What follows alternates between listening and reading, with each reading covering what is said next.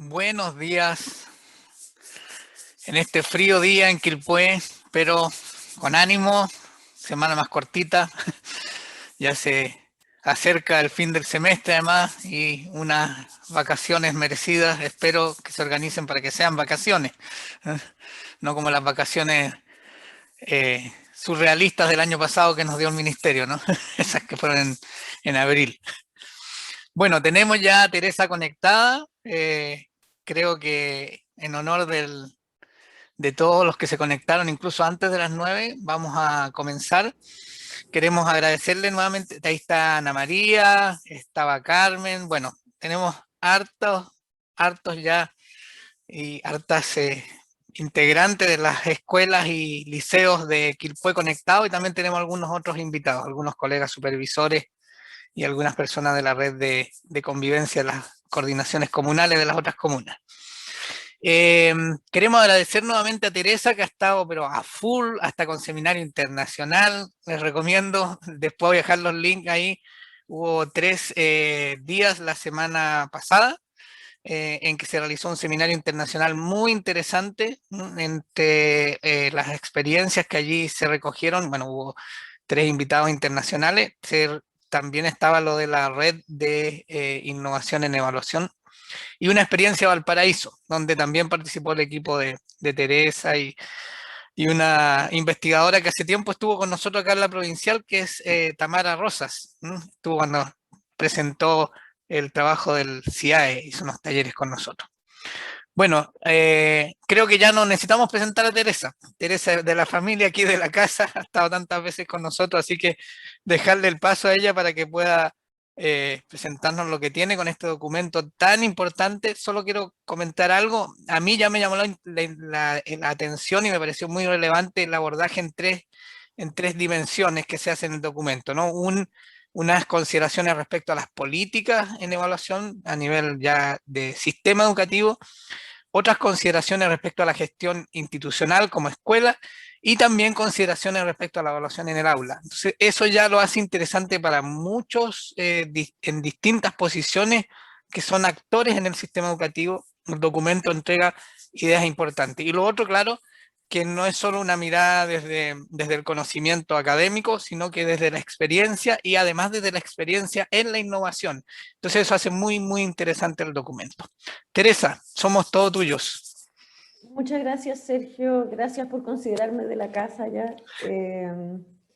Sí, o sea, efectivamente un aspecto importante del documento es que quienes estuvimos a cargo de la coordinación de su elaboración quisimos salir de esta lógica que es propia del sistema educacional en que estamos, ¿no? Donde el Estado no se hace responsable de la educación, en que las recomendaciones eran solo para la escuela y los profesores y profesoras, ¿no? O sea, como que la responsabilidad por todo esto recae en el trabajo de aula. Y por eso hay orientaciones también para el nivel de política, y hay recomendaciones para el nivel de política nacional y para el nivel local, que también es importante para quienes trabajan a nivel regional, de los territorios, etcétera. Considerar lo que es importante para facilitar la transformación hacia una cultura de evaluación formativa. Y además el nivel de aula. Bueno, lo que yo voy a hacer hoy día un poco es ponerles el contexto de este documento, tratar de mostrarles sus principales elementos. Tal como decía Sergio, además creo que es súper importante que otra intención que tuvimos dentro del documento es como, y que es lo que intentamos hacer en todos nuestros proyectos, ¿no? Al menos de nuestro equipo, que es como romper esta barrera academia-escuela, ¿no?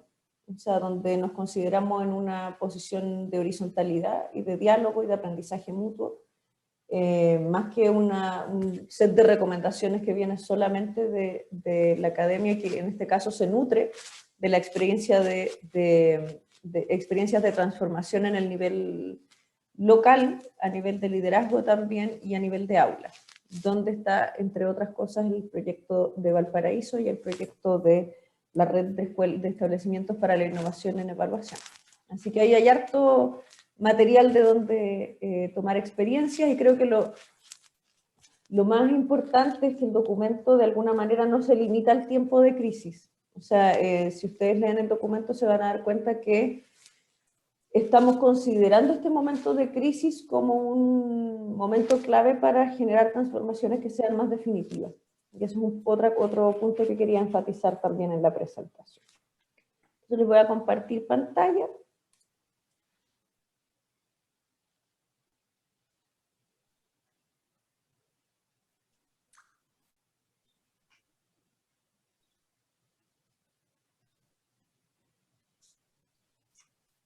¿Se ve ahí? Sí. Ya. Entonces, primero contarles un poquito cuál es el contexto de este informe y qué es lo que es esta mesa, digamos, porque de repente uno escucha mesas por todos lados y no sabe quiénes la componen. Hay otros casos en que las mesas han sido un poco transparentes también en el área de salud, ¿no? Entonces es bueno informar al respecto. Esta es una mesa de trabajo interuniversitario, que es parte de las mesas sociales que generan recomendaciones en el contexto COVID, en este caso para educación, y es una mesa que coordina, o sea, que se basa en un trabajo coordinado de la Universidad Católica y la Universidad de Chile, ¿sí? Entonces, a partir de este trabajo coordinado ha habido publicaciones anteriores, otros informes. Un primer informe asociado al tema del bienestar de las comunidades escolares, la priorización curricular, ajustes evaluativos y de gestión y temas de educación remota. Ya hubo una publicación sobre didáctica, donde también participaron profesoras y profesoras de distintos lugares de Chile con sus experiencias en diálogo con académicos y académicas. Hubo también uno sobre liderazgo escolar. Y ahora aparece este cuarto informe que tiene que ver con el tema de la evaluación y que emerge, ¿cierto?, desde la preocupación de lo que genera la evaluación en este contexto. Vamos a ver por qué, digamos, por qué es importante considerar la evaluación. Específicamente para este informe, como les decía inicialmente, estuvimos a cargo de la coordinación 4 personas, pero desde esas 4 invitamos a un grupo bastante grande, como ustedes pueden ver en las páginas iniciales del informe, las autorías, que incluyó académicos y académicas de distintas universidades, más allá de la Católica y la Chile, y además incluyó a profesores y profesoras y a equipos de gestión de distintos establecimientos que nos aportaron con su experiencia en este contexto. Entonces, ¿por qué la evaluación? Esto lo hemos conversado anteriormente, ¿cierto? Pero es importante recordarlo. O sea, porque suele verse la evaluación como un anexo de la práctica, cuando en realidad tiene un rol bastante más central. Pero ¿por qué era importante hacer un documento que orientara sobre el tema de la evaluación? Básicamente por el poder de la evaluación, porque la evaluación no es simplemente un dispositivo técnico y neutral, sino que tiene el poder de etiquetar, clasificar, jerarquizar a los sujetos, tiene consecuencias para las escuelas en el caso de la evaluación a gran escala y para los y las estudiantes en el caso de la evaluación de aula, y dependiendo de cómo se aborde puede incidir positiva o negativamente en la motivación y la autoestima de los y las estudiantes y en la forma de aprender. O sea, una cultura muy centrada en la calificación y en la función sumativa de la evaluación, por ejemplo, tiende a generar aproximaciones mucho más superficiales o estratégicas al aprendizaje y no genera aprendizaje profundo, según la investigación. Genera emociones también. Agobia a docentes y estudiantes, tiene la preocupación constante de cómo hacer una evaluación más justa, que en este contexto es particularmente relevante, porque ¿cuánta evidencia, por ejemplo, necesito para decir que el poder certificar el proceso de un estudiante en pandemia es suficiente? Sin ser injusto y sin estar penalizando a ese estudiante por condiciones socioeconómicas o emocionales que están mucho más allá de su manejo, por ejemplo. ¿Cómo no terminar castigando a un estudiante solo porque no tiene conexión, por ejemplo? O porque tuvo que ponerse a trabajar para ayudar a su familia. Es preocupación de los padres, marca mucho la dinámica escolar, sobre todo cuando hay un centro en la calificación y en el calendario de pruebas y en la rendición de pruebas externas. Y a eso se agrega muchas veces el vivir en culturas evaluativas donde se entregan mensajes contradictorios desde las autoridades, tanto desde las autoridades nacionales, ¿cierto? Donde se nos dice, por un lado, sea flexible, evalúe formativamente, y por otro se nos dice, certifique y ponga nota igual. Entonces también tiene que ver, y a nivel de escuela también, digamos, o sea, donde no sé, me pueden estar diciendo al mismo tiempo hagamos una evaluación más formativa, pero por otro lado dicen, pero igual tenemos que subir los puntajes, entonces como que ahí se generan esas tensiones.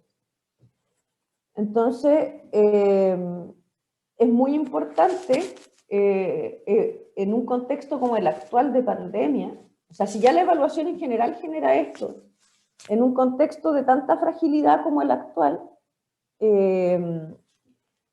todo esto se aumenta a 1000, digamos, ¿cierto? O sea, como el tema de si ya estamos frágiles en términos emocionales, en términos socioeconómicos, el que nos pongan esta idea de la evaluación más amenazante, que nos produce ansiedad, que nos genera miedo, que no sabemos qué va a pasar, que los papás preguntan, ¿cierto?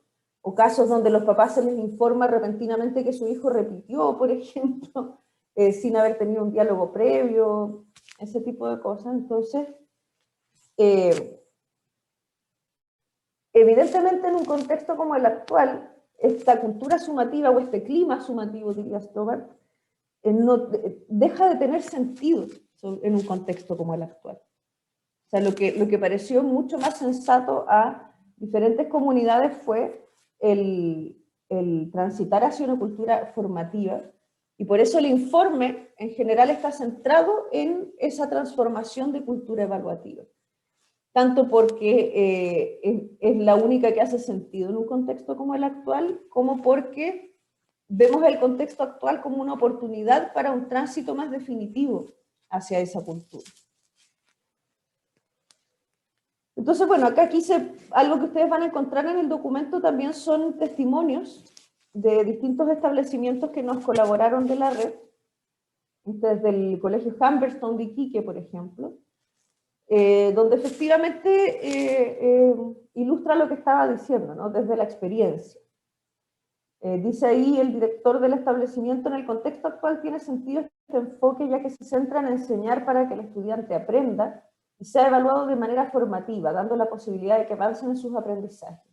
Y acá lo que estábamos diciendo recién, el proceso no se centra en la calificación, que provoca ansiedad y angustia, el tema de las emociones, sensaciones que por lo demás no son buenas, y con mayor razón en el contexto que nos encontramos. Al hacer devolución de trabajos con sugerencias, otorgando la oportunidad de revisar y mejorar, se posibilita una instancia de reflexión y comprensión mucho más profunda, que si el docente le da una nota indicando solo los errores cometidos, esto en cualquier modalidad, pero especialmente ahora, que no podemos cerciorarnos de que lo que estamos enseñando está siendo comprendido por nuestros estudiantes. Dada la actual situación, lo que más requieren nuestros estudiantes es acompañamiento en su aprendizaje, valorar sus logros, que sientan que avanzan, que sientan que el proceso educativo no es una amenaza más que los tensiona. O sea, creo que hemos escuchado harto el tema de priorizar el bienestar de las comunidades, no solo de los y las estudiantes, sino que también de los docentes, que es un aspecto que también enfatiza el documento. Entonces acá es más bien, sería un flaco favor a ese bienestar, ¿cierto? Si nos siguiéramos concentrando en esta cultura evaluativa más punitiva, de la ansiedad, del miedo, y acá se propone y se considera adecuado el haber transitado una cultura formativa, en el sentido de que aporta a esa sensación emocional positiva de, pese a este contexto difícil, me están ayudando, estoy avanzando, estoy haciendo lo que puedo hacer en ese contexto. Junto con eso, es súper importante considerar las amenazas del contexto actual. Vamos a ver las amenazas y las oportunidades. Y por eso es importante abordar la evaluación, porque tal como se señala en el informe, según los datos del Mineduc de abril de 2021, más de 186.000 estudiantes están abandonando el sistema y casi 40.000 no se matricularon en 2021. Eso es súper grave. Entonces, por ejemplo, los casos donde se generan repitencias masivas, que además por el decreto 67 no debería darse, O sea, nosotros en el decreto 67 transitamos a un modelo de repitencia excepcional y no de repitencia institucionalizada, que era lo que teníamos antes.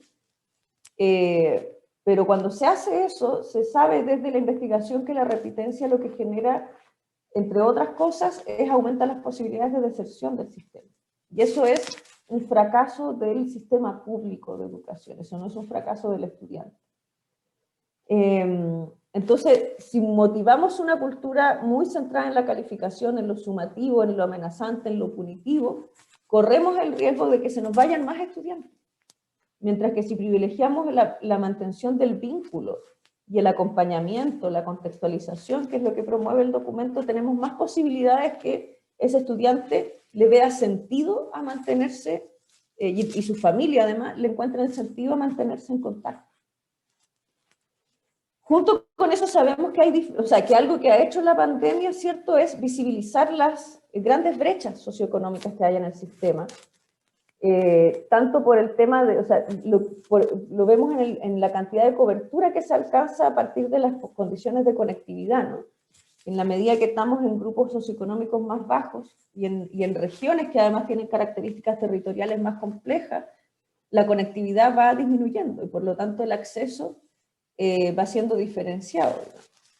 Entonces todas estas cosas ponen en riesgo la continuidad en el sistema y por eso el ponerle presión, tanto con la política nacional como a nivel institucional, puede ser aumentar estas amenazas, ¿sí? Podemos tener más deserción y más pérdida de contacto. Entonces, por eso se piensa en la evaluación formativa como una alternativa particularmente pertinente a los desafíos educativos actuales y futuros, que ese es el énfasis que yo les decía, que si bien se propone como estrategia particularmente pertinente para el presente, se esperaría, digamos, que después de todo lo que hemos pasado, tomemos lo aprendido, digamos, y también tengamos un cambio de cultura evaluativa a futuro. Pero no solo hay amenazas, también hay oportunidades en el escenario actual. Y ese es como el lado positivo que habría que tratar de ver. A nivel de políticas de evaluación, y vamos a ver después que en la primera parte del documento se enfatizan como qué políticas ayudarían a una evaluación formativa y qué políticas son las que tensionan esa posibilidad. Pero actualmente tenemos el decreto 67, que vamos a ver después que es bastante coherente con esta mirada. Hay proyectos de ley para eliminar las notas de primero a cuarto básico que están en discusión en el Congreso. La Comisión de Educación aprobó ya la suspensión del CIMSE para este año, pero tiene que pasar a discusión parlamentaria ahora en las cámaras. Ya se suspendió el año pasado.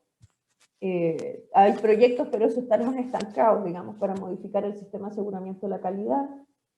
Hay aspectos de la ley de la nueva educación pública que podrían favorecer también una transformación y obviamente estamos en un marco de cambios constitucionales y legales. Entonces, por eso creemos que hay un escenario que no solo implica cambios por el contexto de pandemia, sino que desde ahí puede abrir el espacio para un cambio más permanente.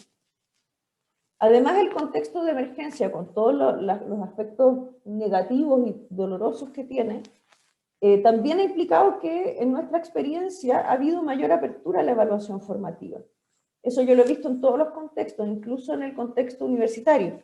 Yo también hago acompañamiento a académicos y académicas en transformación de sus prácticas de evaluación.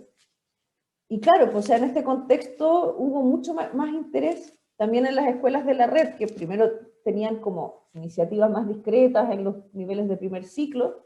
Se transitó mucho más rápidamente hacia la evaluación formativa, por ejemplo, en media o en el segundo ciclo, porque se necesitaba aprender a evaluar de esta manera en un contexto como el actual. Entonces se hace necesario hacer cosas diferentes y se generan espacios de experimentación. O sea, yo creo que algo que ha sido riquísimo y que refleja el documento, como decía Sergio, es que lo que se presenta son experiencias de innovación desde las escuelas, que nos dicen hacia dónde puede ir el cambio. Y al no tener la presión de las evaluaciones externas también, y al sentirse autorizados como a no centrarse tanto en la cobertura por el tema de la priorización o nuclearización curricular, hay espacio para la transformación. Y además hay comunidades que están innovando. que están haciendo cambios, entre ellas la red que participa, ¿cierto?, de este informe. Y por lo tanto yo creo que en un escenario tan adverso como el actual también es importante que esto nos ha llevado a recuperar cuál es el sentido de la escuela, el para qué estamos haciendo lo que estamos haciendo. Entonces hay un escenario que tiene amenazas grandes, que tiene grandes oportunidades y que esas oportunidades están asociadas al cambiar la cultura evaluativa en un sentido formativo, para no aumentar las amenazas. Entonces, tal como decía Sergio, un primer conjunto de recomendaciones de este documento tiene que ver con recomendaciones a nivel de política, tanto a nivel nacional como a nivel local. Eso porque como equipo consideramos que no es posible, o que se hace mucho más complejo hacer estos cambios de cultura evaluativa si desde fuera me siguen poniendo las mismas presiones de siempre, ¿no? Y nos siguen orientando en otra dirección. Entonces creo yo que gran parte de esta primera parte se orienta a levantar las tensiones existentes y a proponer recomendaciones para bajar esas tensiones existentes entre culturas evaluativas distintas, proyectando a que ojalá ese cambio sea más permanente y no sea solo para el contexto de pandemia. Entonces, como decía, cierto, es importante, lo que señala el documento es la necesidad de dar orientaciones y generar condiciones a nivel nacional y local para que se pueda seguir este propósito común orientado a la evaluación formativa. Si no se hace así, va a ocurrir lo que ya señala la literatura nacional e internacional, ¿no? Que es que están los profes tratando de remar contra la corriente, o hay una escuela tratando de remar contra la corriente, pero resulta que cuando viene el supervisor o cuando viene alguien externo o viene la agencia me dicen algo completamente distinto y no puedo hacer esa transformación. Entonces tiene que haber coherencia. Yo creo que lo que apela a esta primera parte sobre todo es a que haya coherencia en aquello que se le pide a la escuela. Un primer punto tiene que ver con condiciones también. Creo que una de las cosas que ha sido súper favorable para quienes han tenido experiencias más exitosas o más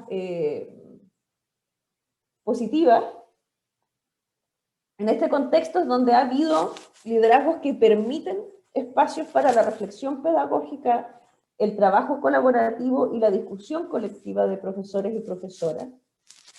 Porque eso ha permitido, por ejemplo, hacer propuestas de trabajo interdisciplinario que han sido súper interesantes y que además disminuyen la sensación de agobio de los y las estudiantes porque no reciben 20 materiales de 20 asignaturas distintas, sino que reciben un único material que integra, por ejemplo, 3 o 4 asignaturas.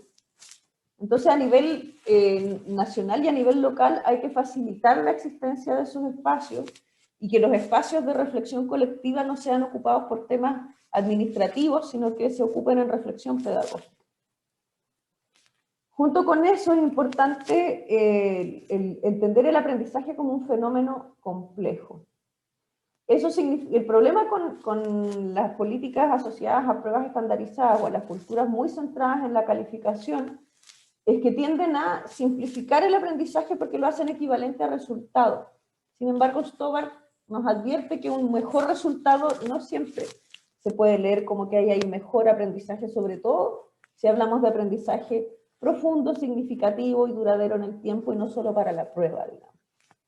Entonces es importante que a nivel local y a nivel nacional se empiece a abrir a que hay otras fuentes y otras formas de generar evidencia y que además se tiene que confiar en el juicio profesional docente para poder evaluar el aprendizaje que reflejan esas evidencias y que no solamente se tiene que depender de una evaluación externa para saber cómo se va. De hecho, hay muchos contextos a nivel internacional donde la evaluación a gran escala está basada en el juicio profesional docente. Y por otro lado, la consideración de elementos de contexto, ¿no? O sea, creo que una de las cosas que hemos visto también de experiencias positivas tiene que ver cuando la evaluación se puede contextualizar. Cuando podemos plantear escenarios de evaluación que no son genéricos, que no son homogeneizantes, ¿cierto? que es un poco el problema cuando tenemos materiales muy genéricos desde el ministerio, por ejemplo, que permiten poco aterrizaje, poca apropiación. Se valora, digamos, que estén disponibles esos materiales y que las escuelas los puedan utilizar, pero tiene que haber espacios también para contextualizar, para poder aterrizarlo. ¿Por qué? Porque eso incide en una mayor motivación de los estudiantes también, y por lo tanto en su permanencia, y por lo tanto en su no deserción, etcétera. Cuando uno trata de manera genérica a los estudiantes empiezan a no verle sentido al estar en la escuela. Por otra parte, una evaluación que favorezca la inclusión por sobre la clasificación de estudiantes. Por lo tanto, necesitamos una política nacional. O sea, acá, recuerden que acá no estamos hablando del aula todavía, acá estamos diciendo lo que debería hacerse a nivel de política nacional, ¿no?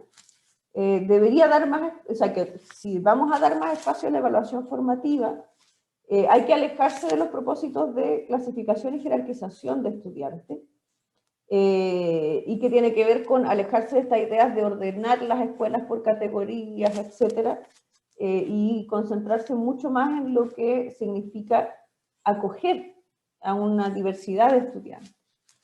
Ya sabemos, ¿cierto? Y se discute en esta primera sección toda la evidencia disponible sobre las consecuencias de estas evaluaciones externas de altas consecuencias, que tienden a transformar toda la práctica cotidiana de las escuelas, que terminan convirtiéndose en lugares de entrenamiento, donde las guías se parecen a las pruebas externas, donde todos son tratados como si pudieran demostrar aprendizaje de la misma manera. Entonces, hay que cambiar la lógica a nivel nacional si lo que queremos es que a nivel local y a nivel de las escuelas exista evaluación formativa diversa e inclusiva.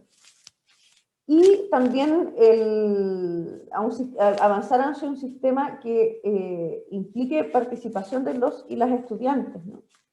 Y que puedan demostrar su aprendizaje de diversas maneras. Si el estudiante no se siente comprometido con aquello que se quiere aprender, difícilmente va a poder llegar a aprenderlo, digamos. Ese es como el paso básico. Por lo tanto, tiene que haber una mayor participación y una mayor consideración de la voz de los y las estudiantes en esos procesos.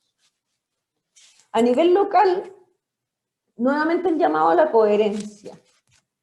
En ese sentido, si queremos que haya un tránsito hacia la evaluación formativa, hay que asegurar coherencia y articulación con otras políticas a nivel local. O sea, si la escuela le están diciendo ya, decreto 67, pandemia, hay que hacer evaluación formativa, pero desde el nivel local me dan mensajes contradictorios, me dicen que me tengo que preocupar de otra cosa, no puedo. Entonces, y el nivel local, que es como el intermediario entre el nacional y el de aula, tiene un rol particularmente importante en ayudar a la escuela a sentir que, cómo hacer que esto sea coherente, digamos. Ayudar a esa coherencia interna. También a nivel local debería generar recursos, ¿no? O aportar recursos y aportar a generar capacidades. O sea, claro, no se pueden tener espacios de reflexión si no hay horas no lectivas para eso. Si no hay espacios de trabajo colaborativo para profesores y profesoras, y si no hay insumos necesarios para hacer una enseñanza y una evaluación más diversa. Y junto con eso, a partir de la pandemia, ¿cierto? Surgieron un montón de necesidades de desarrollo profesional docente que ojalá el nivel local pueda atenderlas, que han tenido que ver con temas como de evaluación formativa y también con temas de manejo de tecnología, por ejemplo. Y también a nivel local, el apoyo técnico a los establecimientos entregando retroalimentación oportuna. Eso tiene que ver con que el nivel local debería estar apoyando permanentemente a los establecimientos, más en la idea de pares y amigos críticos, de directivos y de docentes. O sea, de poder estar viendo qué se necesita, ayudando a tener eso que se necesita, dar recomendaciones para ir en una determinada dirección, pero eso tiene que ver con mantener la coherencia también, para que los mensajes sean claros. Las decisiones evaluativas también desde el nivel local deben promoverse desde procesos participativos y democráticos. O sea, creo que una de las cosas que cuesta en el nivel local es salir de la lógica de el bajar información, ¿no? Y que el rol del nivel local es bajar cosas. y la escuela tiene que leer lo que se informa y el equipo de gestión tiene que bajarlo a los profesores. Eso es una lógica vertical que está súper instalada en nuestro sistema, pero desde la lógica del decreto 67, por ejemplo, y desde evaluación para el aprendizaje, la evaluación tiene que ver con procesos dialógicos entre los distintos actores. Es intersubjetiva, por lo tanto, se necesita generar procesos participativos y democráticos, y ahí en el informe se da el ejemplo de Valparaíso a nivel local, por ejemplo, que trabajaron con la creación de criterios compartidos a nivel comunal. El uso de información de evaluaciones con fines de desarrollo es primordial. Eso significa, y esto creo yo que es fundamental, que las autoridades locales hagan lo posible para quitar la presión de la rendición de cuentas sobre las comunidades escolares, por los riesgos que veíamos al inicio.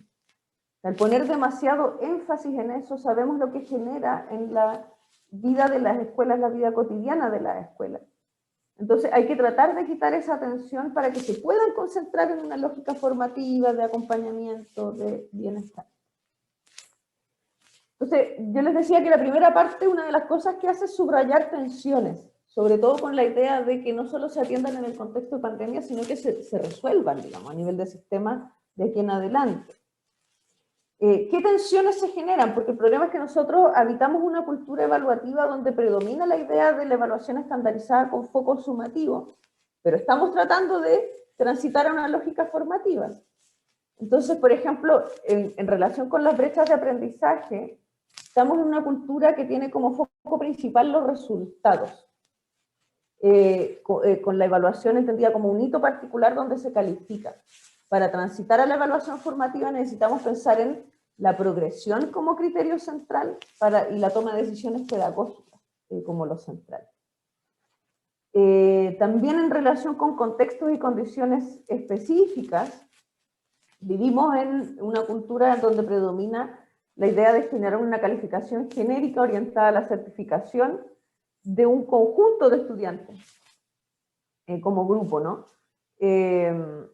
Mientras que la evaluación formativa busca reconocer el aprendizaje específico de cada estudiante en un contexto específico, o sea, mucho más atento a la diversidad de ese estudiante. Y en relación con la motivación, estamos en un sistema donde predomina una no estimulación del rol activo de los estudiantes, y por lo tanto, una de las cosas que he escuchado más en este contexto de pandemia es que los estudiantes no participan mucho en las sesiones. Pero también ahí uno tiene que decir, bueno, pero ¿cuántos espacios de participación genero? ¿Cómo motivo esa participación? Porque el tránsito a la evaluación formativa debería implicar, ¿cierto?, la estimulación de un rol activo para que los estudiantes sean protagonistas de las actividades de aprendizaje y de evaluación. Y claro, en estas tensiones también tenemos leyes que nos llevan en una dirección o en otra, digamos, y donde a veces resulta complejo poder conciliar esas culturas evaluativas. Entonces, por un lado tenemos leyes y normas que enfatizan la evaluación estandarizada con foco sumativo, como la ley de aseguramiento de la calidad, el sistema, el CIMSE, la subvención escolar preferencial, el bono SNED.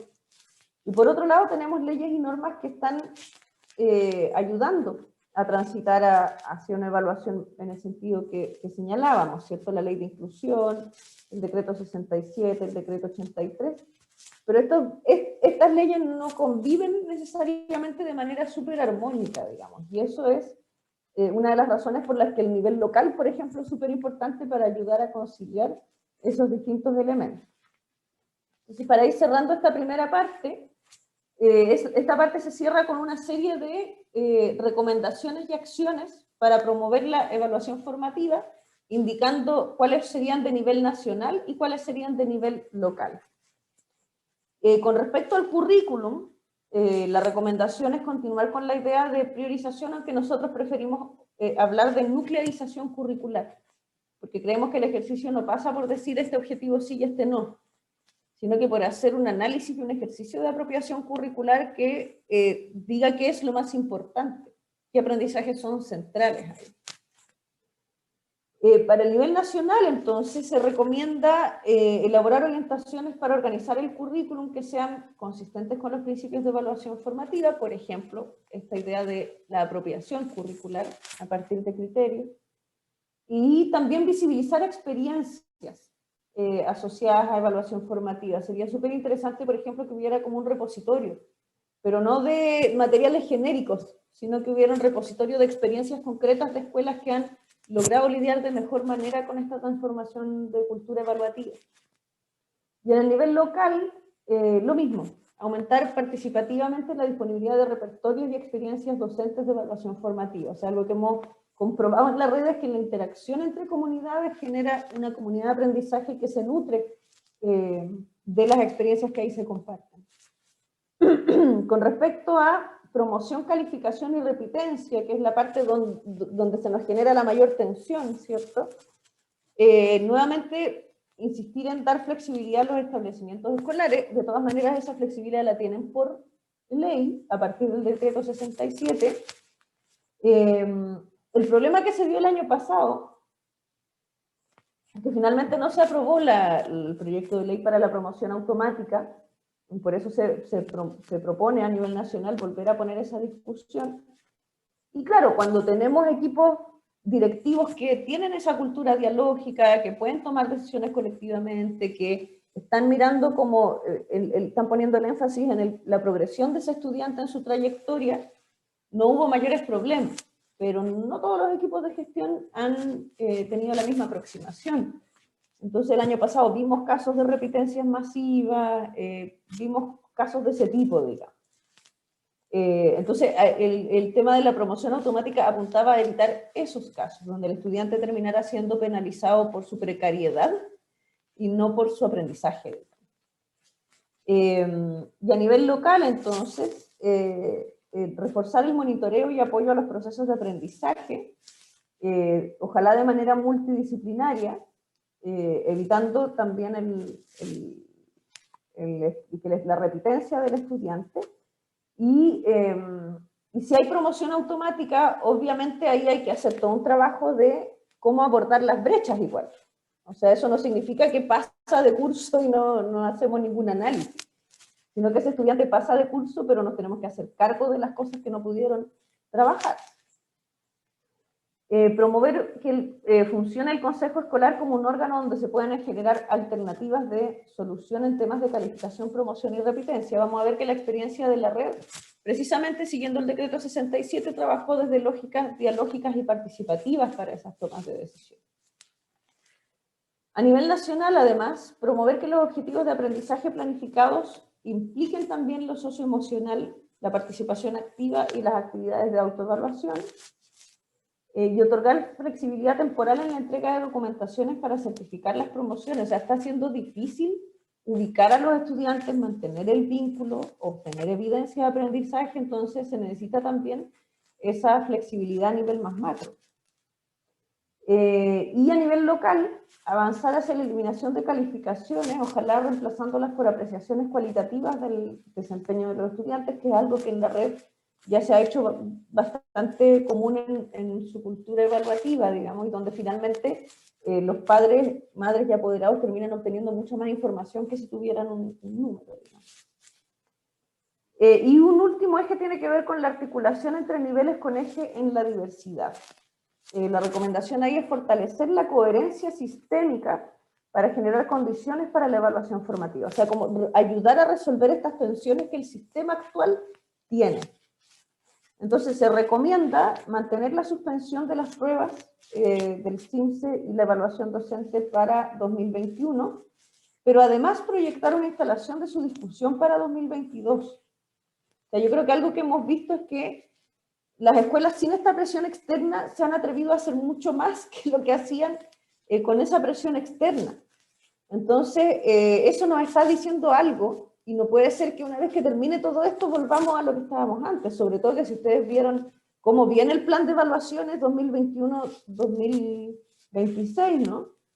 Se repone el CIMSE de segundo básico, se vuelve a aumentar la frecuencia de las pruebas, pese a que eso habían sido discusiones ganadas a partir de la discusión que se generó con la Comisión CIMSE 2014. Entonces no puede ser que transitemos de este escenario donde estamos con mucha complejidad, pero a la vez probando cosas, tratando de hacer algo distinto, y después volvamos a la locura en que estábamos antes, y peor, digamos. Entonces, por eso se recomienda también instalar una discusión en 2022 al respecto. Suspender las consecuencias negativas o incentivos económicos en base a resultados de mediciones externas durante el año 2021, examinar las posibles tensiones entre políticas, que ya lo hemos subrayado acá, y también renovar la subvención de fondos para estudiantes con necesidades educativas especiales para 2022. Y a nivel local, generar condiciones que permitan la instalación de procesos de evaluación formativa, o sea, facilitar, ayudar a generar coherencia, y sobre todo instancias de desarrollo profesional docente y de colaboración entre docentes y equipos PIE también. Sí, acá nuevamente otro testimonio, esta vez del Colegio Santa Inés de Chiguayante, de su equipo de gestión. Dice ahí, sin duda, que para verlo desde el lado experiencial, ¿no?, de cómo lo han vivido las escuelas, sin duda que este año 2020 aceleró los procesos innovadores en evaluación. Estas son escuelas que ya llevaban transformando sus culturas evaluativas desde 2018, algunas, otras desde 2019, entonces están hablando desde ese lugar. Sin duda que este año 2020 aceleró procesos innovadores en evaluación, dado por la priorización curricular y la suspensión del CIMSE, porque nos otorgó mayor flexibilidad y libertad en la toma de decisiones para nuestro colegio, permitiendo primar lo pedagógico y la calidad del aprendizaje por sobre la cantidad de información y el cumplimiento de metas que vienen desde afuera de nuestra comunidad. Por ende, bajo este contexto nos permitió confirmar ciertas certezas profesionales que por falta de tiempo y de confianza para ejecutarlas no se podían llevar a cabo. Dicho esto, pensando en nuestro futuro como institución, vamos a continuar transitando hacia la innovación en evaluación, porque permite un cambio en lo didáctico, en lo curricular y en el trabajo docente necesarios para las exigencias del siglo XXI. O sea, se quiere continuar en este cambio, y este cambio se vio facilitado por estas condiciones de menor presión externa, y que permitieron como centrarse en, como dice ahí, la calidad del aprendizaje, o en un aprendizaje más profundo y no solo en la cantidad y la cobertura de objetivos curriculares, ¿no? Ahí se confirma desde la experiencia. Como les decía, la idea es que estos cambios permanezcan a futuro. Y por eso al final de esta parte hacen algunas recomendaciones para la discusión constitucional también, en relación con las políticas de evaluación. Básicamente hay que discutir sobre la posibilidad de diseñar un sistema articulado de evaluación a nivel nacional, local y de aula, o sea, que haga sinergia entre estos distintos niveles, y que esté centrado en la evaluación formativa y genere coherencia sistémica. Es decir, no significa que no tengamos evaluación a gran escala, pero sí una evaluación a gran escala que sea pedagógicamente coherente con lo que queremos lograr, y que tenga una finalidad formativa al igual que aquella que queremos lograr para el aula y a nivel de sistema, y que no tenga esta lógica punitiva de mecanización del aprendizaje, etc. Luego viene una segunda parte, que son recomendaciones para la gestión de las escuelas, es decir, esto tiene que ver con los equipos de gestión, y qué es lo que podrían hacer y que podrían facilitar en este contexto. Se ve en el informe el contexto actual como una oportunidad para promover la evaluación formativa, como respuesta a un proceso escolar que requiere. Ahora, eso implica escuchar. Yo creo que algo que le preguntábamos en un conversatorio sobre el tema de evaluación formativa en pandemia, que hicimos con la red, un conversatorio abierto, y se les preguntó como qué es lo que caracterizaba los liderazgos que habían permitido esta transformación de cultura evaluativa, y creo que fue transversal que mencionaron la horizontalidad. O sea, el salir de los liderazgos verticales y generar espacios de escucha a los distintos actores, y el poder entonces comprometerse con transformaciones que sean compartidas y que hagan sentido para toda la comunidad.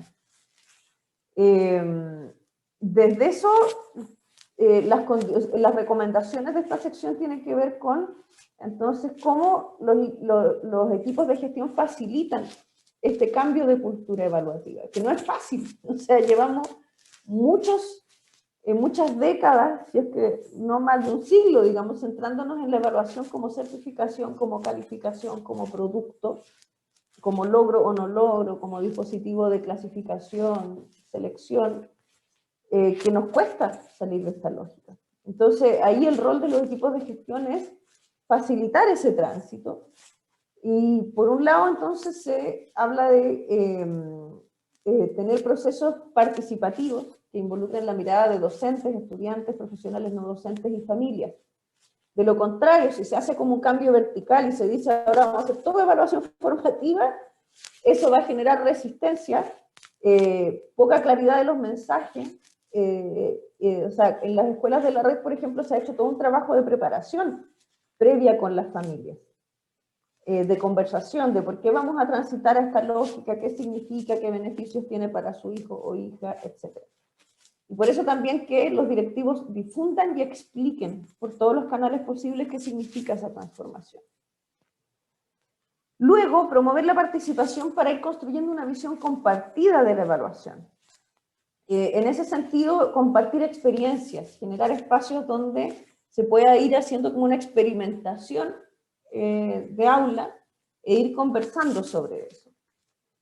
También ampliar, ¿cierto?, el tipo de evidencia, sobre todo en este contexto, ¿cierto?, que se tiene, que pueden ser orales, visuales, escritas, para ir mejorándolas, y también aprovechar la oportunidad del decreto 67 para ir construyendo participativamente el reglamento de evaluación. O sea, yo creo que la gracia del decreto 67 es que da mucho poder a las escuelas, pero ahí es importante que la escuela tenga una visión que sea desde una lógica formativa y que ayude a los estudiantes. También ayudar a vincular la evaluación formativa con prácticas de diversificación de la enseñanza. Por lo tanto, ahí en la gestión del currículum, quienes están en roles de liderazgo, implica ayudar a contextualizar y a nuclearizar el currículum y a pensar qué prácticas pueden ayudar a la consideración de la diversidad. Ahí podemos hablar de las sugerencias que están en el decreto 83, asociadas al diseño universal de aprendizaje, pero también el tema de aprendizaje basado en proyectos, que varias escuelas de la red lo utilizan, y que ha permitido, ¿cierto?, el tema de las evaluaciones entre disciplinas. Esto es súper importante, cuidar las condiciones laborales del docente. O sea, hay que ajustar los espacios existentes para que se pueda responder a los desafíos de este contexto. Por lo tanto, hay que considerar las horas para hacer esto, y también horas para coordinación entre colegas y con equipos PIE, con asistentes de la educación y con las familias. O sea, en las escuelas de la red han hecho cambios importantes. Por ejemplo, hay algunas que tienen como una semana solo para retroalimentar, pero eso implica liderar los espacios, hacer los cambios que corresponde, y donde los espacios de interacción se utilizan para discusiones pedagógicas. Y finalmente, repensar nuevas relaciones y roles al interior de la comunidad educativa. La evaluación formativa, como decíamos, es intersubjetiva, y por lo tanto debería promover una relación más dialógica también a nivel de la institución escolar, entre equipos directivos, entre docentes y estudiantes. Y por lo tanto es importante que haya visiones compartidas y mayor diálogo. Y finalmente, una tercera parte que tiene las orientaciones para la evaluación de aula. Bueno, acá también tenemos nuevamente otro testimonio, que ustedes van a encontrar más de esto y ejemplos concretos de actividades, etcétera, en el documento. Donde se habla que es importante y fundamental transitar hacia una cultura evaluativa para el aprendizaje más auténtica, ya que será la única manera de otorgarle coherencia y consecuencia a lo que propone y posibilita el nuevo decreto de evaluación, junto con el decreto 83 y con las bases curriculares. Particularmente la coyuntura del currículum nuclearizado que se ha propuesto para este periodo 2020-2021. Se trata de hacer los esfuerzos y procurar los atrevimientos necesarios para lograr un cambio de paradigma que no solo condiciona la evaluación en cuanto tal, sino que también la didáctica en su expresión más amplia. O sea, este es un cambio de enfoque evaluativo que a la vez implica un cambio de didáctica, porque acá no se ve la evaluación como momentos separados, vamos a ver, sino que se integra al proceso. La crisis sanitaria ha condicionado el proceso escolar a un formato remoto y extraordinario y también ha supuesto la gran posibilidad de explorar una nueva pedagogía respecto de la cual habrá que aprovechar las experiencias que nos permitan incorporarlas para cuando retomemos el régimen presencial. O sea, de nuevo esta idea de logramos experimentar, encontramos ciertas prácticas más coherentes, pero ojalá las podamos seguir trabajando después. Pero decíamos que este cambio de cultura no es fácil. Entonces, hay que sacarse de la cabeza ciertas cosas que son creencias que tenemos muy instaladas hacia ideas que son más propias de una cultura formativa. Por ejemplo, transitar desde la idea de que evaluar es calificar, que pasa mucho con los papás y las mamás, ¿no? Que dicen, bueno, pero si no le van a poner nota, ¿cómo voy a saber cómo está? Y que además la evaluación ocurre en un hito particular, o sea, como todo lo que tiene, lo que conlleva eso. Que evaluar es una habilidad docente fundamental. O sea, nosotros, no hay un momento de nuestra práctica de enseñanza en que no evaluemos. Nosotros evaluamos permanentemente, ya sea a través de fuentes formales, informales, del diálogo con los y las estudiantes, y a veces nos servimos de ciertos instrumentos para hacer un registro más formal. Eso nos lleva al segundo tránsito, ¿cierto? La idea muy instalada en Chile de que evaluar, yo cuando hago alguna instancia en que hablamos sobre evaluación y les pregunto qué expectativa tienen, todos piensan que lo que vamos a hacer es aprender a construir buenos instrumentos. Y evaluar es mucho más que eso. O sea, evaluar, como decía, es una habilidad docente clave, implica la recogida de evidencia permanente y a veces servirse de buenos instrumentos para una recolección más sistemática. Entonces, claro, a veces la confusión que se genera es que hacer evaluación formativa entonces significa que voy a tener que estar tomando registro todo el tiempo y tengo que tener pautas en todos los momentos de la clase para evaluar. No. O sea, evaluar significa recoger evidencia formal e informal para ir tomando decisiones pedagógicas. Cuando no se hace así y se considera la evaluación solo como un instrumento en un momento particular, me pierdo mucha información. Y quienes somos profesores y profesoras sabemos que todo nos dice algo en el aula. Desde la cara que están poniendo los estudiantes, un comentario que hacen, y eso también me permite ir viendo cómo va el aprendizaje y tomando decisiones sin tener que estar registrándolo todo, digamos. Otra creencia tiene que ver con, y que está muy arraigada, es que la evaluación ocurre en un momento determinado y se asocia a un producto en específico. Entonces decimos, no me ha tocado evaluar todavía, pero porque ahí estamos pensando en que viene en el calendario la nota del trabajo o la prueba o este producto que tienen que entregar. Cuando transitamos hacia una cultura formativa, y además en el caso de la red que han ido eliminando las notas, desaparece esta idea del hito particular y de esta disociación entre lo que hago en las clases y este momento que juzga todo lo que he hecho, ¿cierto? ¿Por qué? Porque la evaluación aquí está integrada a la didáctica y es algo que uno hace permanentemente. También transitar desde la idea de que solo el profesor o profesora puede evaluar y retroalimentar, que además implica sobrecarga docente, ¿no? O sea, creemos que lo único que tenemos que evaluar y retroalimentar somos nosotros y por eso, y que la única forma de retroalimentar es individualmente y por escrito y nos llenamos de trabajo. Cuando en realidad el ideal de una evaluación formativa es que se vaya transitando paulatinamente a la autonomía de los y las estudiantes en la evaluación de su propio trabajo y el de sus pares a partir de criterios claros. También una creencia súper arraigada que viene de las ideas neoconductistas de evaluación es que la evaluación es objetiva. La evaluación que puede ser objetiva en general es de conductas observables, pero hay muchas cosas relevantes de aprender que no son directamente observables. Entonces, es una aproximación posible, pero nos vamos a perder muchas cosas relevantes de ese aprendizaje si nos quedamos solamente en eso.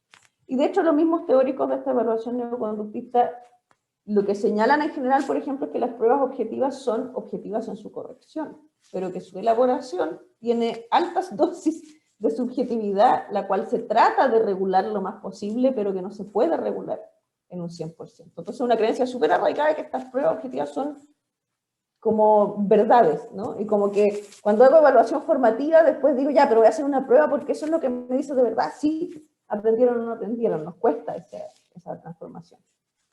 Y transitamos a la idea de que la evaluación es intersubjetiva, o sea, lo que importa más que la descripción de comportamientos observables es que explicitemos y seamos transparentes con los distintos actores involucrados en la relación pedagógica sobre qué es lo que vamos a evaluar y cómo lo vamos a entender y cómo lo vamos a visualizar en el trabajo.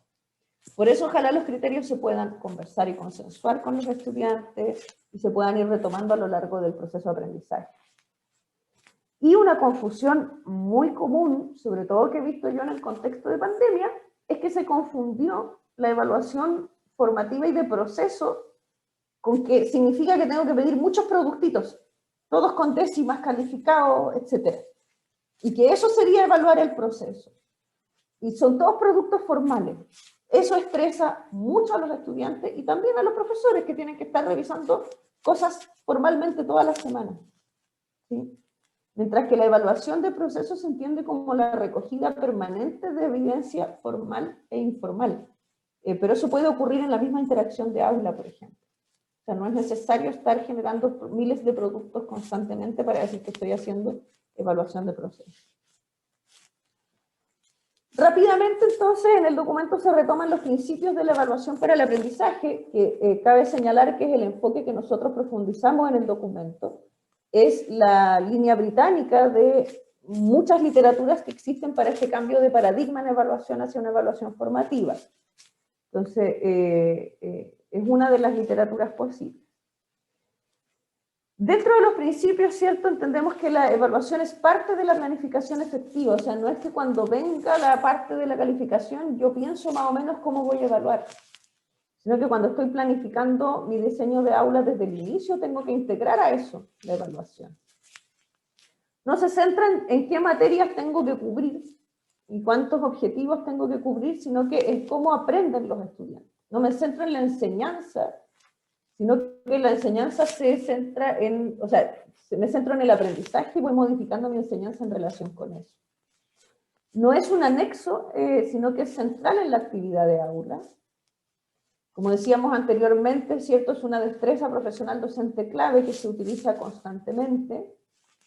Se reconoce, y sobre todo en un contexto como el actual, que la evaluación genera impacto emocional e incide en la motivación del aprendiz, por lo tanto hay que tender hacia prácticas que tengan un impacto emocional positivo y aumenten esa motivación. Promueven que los estudiantes se comprometan con metas de aprendizaje, o sea, se conversa sobre qué quieren aprender, qué quieren hacer, qué les gustaría, y también considerando sus intereses.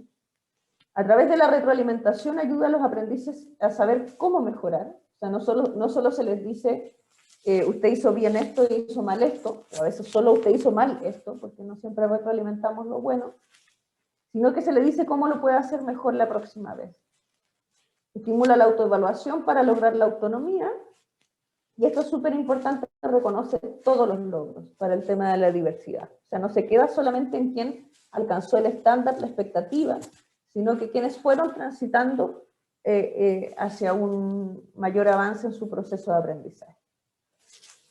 En el documento ustedes van a encontrar ahí cuáles son los elementos centrales del enfoque de evaluación para el aprendizaje. Creo yo que una de las partes más difíciles de comprender este enfoque tiene que ver con que acá no se parte por objetivos de aprendizaje, actividades de evaluación y criterios para las actividades, sino que a partir de una lectura de apropiación de los objetivos curriculares en este caso, pensamos en criterios de evaluación más amplios, más holísticos, para un proceso de aprendizaje, sin haber pensado todavía ninguna actividad. Y a partir de eso, entonces, definimos el qué, el para qué y el cómo de lo que vamos a aprender, y los niveles en que va a ocurrir ese aprendizaje a partir de una progresión. Que son los niveles, la descripción de los niveles ha permitido, por ejemplo, que algunas escuelas de la red pudieran resolver a través de eso el tema de tener que entregar una calificación, por ejemplo, al ministerio a final de año. Una vez que tengo claros esos criterios, genero escenarios de evaluación, que no es equivalente a instrumentos de evaluación. Los escenarios de evaluación es diseñar la enseñanza constantemente con el elemento evaluativo incorporado. O sea, si yo tengo una clase donde voy a hacer una actividad grupal, por ejemplo, en la sección evaluación en planificación digo que me voy a pasear por los grupos y voy a ir retroalimentando en relación con tal criterio, por ejemplo. Entonces es evaluar permanentemente. Y a veces me puedo servir de instrumentos para una mayor sistematización. A lo largo de mi práctica, entonces, como esto está incorporado a la enseñanza, voy analizando evidencia que, insisto, acá, y sobre todo en contexto de pandemia, puede ser formal e informal. Dice ahí, por ejemplo, interacción de aula, preguntas orales, tareas, audios, videos, bitácoras, entrevistas, pautas, guías. O sea, hemos visto que acá se retroalimenta con videos de YouTube para todo el curso, se envían audios de WhatsApp, o sea, se han encontrado muchas formas que permitan ir observando la progresión de aprendizaje de acuerdo a lo que está en los criterios. Y lo más importante es que esto además vaya acompañado de retroalimentación. Nuevamente, que puede ser retroalimentación oral, escrita, grupal, individual, a todo el curso, que pueden tener distintos grados de formalidad y que pueden ser del docente o pueden ser entre pares también. A veces la retroalimentación entre pares funciona mucho mejor. Entonces, desde estos elementos quería sintetizar, digamos, ustedes pueden verlo más en detalle en el documento a partir de ejemplos concretos, en qué sentido el haber estado ya trabajando desde esta lógica facilitó a la red, que la llamamos cortito Red Sin Notas para abreviar porque el nombre es más largo, Red de Establecimientos para la Innovación en Evaluación. ¿En qué medida el haber trabajado con este enfoque facilitó el asumir la evaluación en contexto de pandemia? Por ejemplo, a muchos les pasó que para el tema de los criterios que implican este ejercicio de apropiación curricular, dijeron, pero cuando llegaron las priorizaciones curriculares nosotros ya habíamos hecho ese ejercicio. Entonces ya no nos estábamos centrando en cobertura, sino que nos estábamos centrando en aprendizajes centrales. Y eso nos sirvió para trabajar. Y además, en algunos casos pudieron trabajar con interdisciplina porque estaban centrándose en aprendizajes centrales. En términos de escenarios, como no tenían la presión de los hitos de calificación, porque son escuelas que están eliminando la calificación, permitía que los estudiantes fueran demostrando aprendizaje a su ritmo, digamos, y dentro de sus posibilidades, además, en un contexto tan complejo como la pandemia. Además, eso les dio flexibilidad para poder adaptarse, para contextualizar la evaluación, algo que veíamos en la parte 1, ¿no? O sea, que la evaluación no sea a partir de materiales genéricos que tratan a los estudiantes como seres homogéneos y que desvinculados de su realidad, además. Entonces, ustedes pueden ver ahí ejemplos de actividades que son simples, son integradas, son motivadoras. En contraposición, de repente, no sé, pues me ha tocado ver guías súper extensas y sobrecargadas de contenido que al abrirlas un estudiante se va a abrumar, digamos, más que querer resolverlas. En cambio, vamos a ver ahí ejemplos de actividades como un trabajo interdisciplinario entre inglés y tecnología, donde los niños y niñas tenían que, con ayuda de sus padres, grabar cómo hacían una receta contándolo en inglés, en un video. Entonces aprendían a hacer el video y aprendían el lenguaje de la receta en inglés, por ejemplo. En otro caso había una integración de biología con educación física y matemática, donde hacían una encuesta en el hogar sobre los hábitos de nutrición en el hogar, tabulaban esa encuesta, entonces ahí trabajaban matemática, aprendían hábitos de vida saludable que eran de educación física y aprendían elementos de nutrición en biología. Y después vamos a ver ahí unos testimonios para que ustedes vean cómo lo pasaron con eso. También el análisis de evidencia les permitió tener flexibilidad, porque como no estaban considerando solo la formalidad de la evidencia escrita en una prueba, etc., pudieron considerar diversos soportes y múltiples fuentes de evidencia. Como les decía, audios de WhatsApp, videos, comentarios que se pueden hacer, no sé, en un Padlet, por ejemplo, ese tipo de cosas. Y pudieron aprovechar el potencial de la autoevaluación y la evaluación entre pares también, en esas mismas modalidades. Lo mismo para la retroalimentación. Pudieron utilizar múltiples formas, fuentes, agentes y modalidades de retroalimentación a través de distintos canales, oral, escrita para todo el grupo, y además, lo que les decía, que en algunos casos dedican periodos exclusivos para retroalimentar. Cuando quieren hacer una retroalimentación más formal, dedican un periodo para eso, a veces entregan ciertos informes con criterios a los papás y las mamás, y tienen entrevistas con ellos, pero desde los equipos de gestión eso implicó liberar los tiempos para hacer. Y todo eso redunda en un impacto emocional positivo, que es, diría yo, algo central en un contexto como el actual. aunque debería ser lo que esperáramos de la escuela en general. Solamente para ir cerrando algunos testimonios, por ejemplo, ahí tenemos algunos apoderados que hablan de que a partir de estos escenarios lo encuentran más entretenidos, que los estudiantes los van internalizando en su diario vivir, se sienten más satisfechos con el trabajo realizado en un contexto de tanta incertidumbre y les permite trabajar como equipo, como familia. Ven avances en los niños ya no se estresan ni se frustran porque les parece algo factible, algo que están haciendo en su casa, y les da mayor autonomía. Los estudiantes dicen que se entienden de mejor manera las actividades, porque está contextualizado, porque es algo que hacen en su casa, con su familia, lo encuentran más entretenido, y le ven sentido al aprendizaje, porque dicen aprendí la importancia de alimentarse bien. Ese es el caso de la encuesta, por ejemplo. Y además se conocieron más con su familia. Y en el caso de los profesores, implica que no es algo tan distinto a lo que hacen, pero dice como esa información que ya yo me la dejaba para mí, ahora la estoy compartiendo de forma permanente, para que todas puedan mejorar su aprendizaje. Ahora, acá viene la atención fundamental, porque después viene fin de año, y cómo abordamos el tema de la calificación y la certificación, ¿no? Que fue el problema a fin de año. ¿Y qué hacemos si de nuevo no se aprueba una promoción automática? Ahí diría yo que hay que anclarse en el decreto 67, ojalá con liderazgos muy sensatos, digamos, en su toma de decisión. Por una parte, el decreto 67 nos da el permiso legal para trabajar con evaluación formativa, porque vemos que comparte lo mismo que hemos estado viendo, pues criterios claros y compartidos, diversidad de actividades, evidencias, que sea contextualizado, evaluación integrada del proceso, la retroalimentación, la participación del estudiante, evitar la repitencia, abordar desde el acompañamiento y decisiones pedagógicas. O sea, acá el tema de la repitencia es una decisión colectiva. No puede llegar y tomarse, desde el decreto 67 se tiene que conversar con todos los actores, y vamos a ver el artículo particular donde aparece eso. Implica una calificación en el año, y esa calificación se construye según criterios de la comunidad. Por lo tanto, la invitación es a generar procesos dialógicos y acuerdos en la comunidad, siguiendo las recomendaciones de la parte 2, ¿no?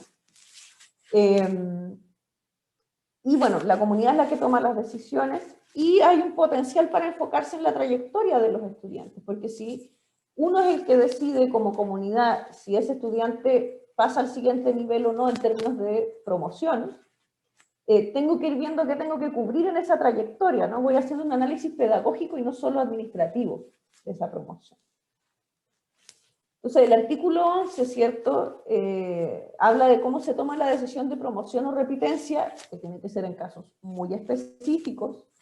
Ese análisis tiene que ser de carácter deliberativo y considerar la visión del estudiante, su padre, madre o apoderado.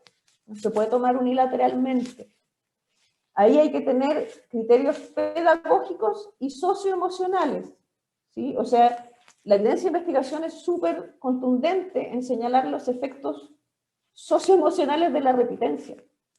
Socioemocional en el sentido de la deserción y de lo que genera, como en el impacto de la motivación y la autoestima de ese estudiante a futuro, y que no genera mayor beneficio, sobre todo que en Chile uno repite el curso completo aunque tenga problemas en una asignatura. Entonces, súper extraño porque tengo que hacer todo de nuevo. Y además, si me vuelven a enseñar como me enseñaron antes, es altamente probable que me vuelva a ir mal. En cambio, si tengo un acompañamiento, me promueven, pero tengo un acompañamiento específico en eso que tengo complicado, es más probable que aprenda. Y bueno, ahí hay que tener en cuenta el progreso del aprendizaje durante el año, la magnitud de la brecha entre el aprendizaje del estudiante y el curso, y las consideraciones de orden socioemocional, para entender si eso va realmente a incidir en su bienestar y desarrollo integral. Pero lo importante es que las comunidades tienen el poder de decisión. O sea, no hay ninguna imposición ahí sobre si tienen que repetir o no, qué sé yo, tienen que sentarse a conversar. Acá ejemplos de lo que hizo la red, digamos, cómo enfrentaron el cierre del año pasado. Acá, bueno, el haber tenido informes de aprendizaje donde habían hecho una apropiación curricular y tenían niveles, esos niveles los usaron para construir una calificación. Si ustedes se acuerdan, el documento de orientaciones del ministerio hacía unas tablas bien extrañas, digamos, de porcentajes, niveles, pero sin ninguna descripción cualitativa de eso, sino que hacía como equivalencias numéricas. En cambio acá, al tener descritos los niveles de logro en términos cualitativos y de aprendizaje, le puedo asignar un número, digamos, a eso, ya sea porque llegó a ese nivel o por la progresión que mostró. Esos informes se entregaron a los apoderados y apoderadas y bueno, se va retroalimentando y ese informe también les deja información sobre los niveles de aprendizaje que tiene cada estudiante, siendo una base de información para iniciar 2021. A eso se refieren las trayectorias y que no solo es promoción automática, sino que tengo información que me dice, mira, este estudiante en 2020 quedó más o menos aquí. Y el profesor que viene entonces puede decir, ya, entonces hay que tomar desde aquí y empezar a trabajar en 2021 desde ahí. En el Colegio Artístico Santa Teresa de Machalí también tienen la evaluación formativa, centrada en habilidades más que contenidos. Van viendo la progresión de los estudiantes y con eso, al igual que el colegio anterior, van haciendo informes que se comparten con las familias, se retroalimentan y permiten a cada docente detectar aprendizajes logrados y por lograr y ir modificando sus prácticas. Para certificar los logros de aprendizaje y cumplir con la normativa, al final de año se transforman los logros de aprendizaje en una nota a partir de una fórmula que es compartida con la comunidad educativa. Entonces, de nuevo, es una decisión colectiva. Esa transformación a calificación numérica no corresponde a un promedio, y las evaluaciones formativas ahí son un insumo importante de información tanto para los padres y apoderados, porque eso ve los niveles de cada estudiante y de nuevo, al igual que en el colegio anterior, esa información será traspasada de un docente a otro al finalizar el año 2020, buscando crear un mapa de trayectoria de aprendizaje que permita dar continuidad a los avances y logros de los y las estudiantes. O sea, como que acá se combina la forma más pedagógicamente relevante de poder transformar esto a un número con un análisis pedagógico de la trayectoria de aprendizaje. O sea, no basta con cumplir con entregar la nota. Similar ahí el Colegio Humberstone de Iquique, bueno, ellos hicieron también informes a los apoderados, hicieron además entrevistas personalizadas con sus 1.600 apoderados y apoderadas. O sea, eso significa que se liberó mucho tiempo para que se pudiera hacer eso. Y bueno, para el tema de certificación, dice nuestra intención para esta segunda etapa del año es estructurar un plan que fije y regule criterios para seguir explorando la retroalimentación, acordando niveles de logro genéricos que permitan orientar al profesor en la particularidad de su asignatura y posibilite hacia final de año traducir a una calificación el proceso 2020 como dispone la normativa. O sea, de nuevo los niveles descritos permiten darle significado a esa calificación.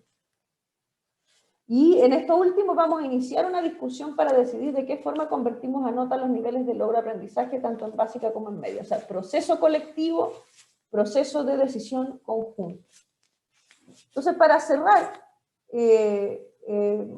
una idea en la que he insistido tratando de que miremos no solo la parte compleja de este contexto donde tengo ansiedad porque no entiendo, no sé qué hacer, no sé qué va a pasar, no sé cuándo termina esto, que es una sensación que compartimos todos y todas, ahora la variante Delta, entonces se ve como en este contexto bien complicado, a que en términos de lo que está sucediendo en evaluación, y eso es lo que promueve el documento, es entender que tenemos el poder de decisión a nivel de las comunidades, lo tenemos por ley, como se están suspendiendo estas evaluaciones externas y esperemos que este proyecto de ley para suspenderla este año tenga éxito en el Congreso y por lo tanto tengo espacio para hacer las cosas de forma diferente y si los liderazgos locales y de instituciones generan los espacios, estoy con otros. O sea, no estoy solo en esto, sino que estoy tomando decisiones colectivas, me están apoyando, pero para eso hay que seguir las recomendaciones que acá señalábamos y con la expectativa de que ojalá esto sea un cambio que se sostenga después de la pandemia, porque si no es pérdida de mucho saber docente generado en este periodo, creo yo. O sea, yo creo que hay demasiadas experiencias interesantes que nos deberían llevar a repensar el currículum, la evaluación a gran escala, específicamente para generar mejores aprendizajes en nuestros estudiantes y una mejor calidad de proyecto de vida para esos estudiantes también. Gracias.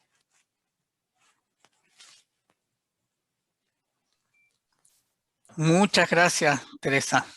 Creo que quienes no habían alcanzado a hojear el documento ahora quedan motivados ahí a ir quizá a alguna sección primero y poder compenetrarse de los elementos que él tiene.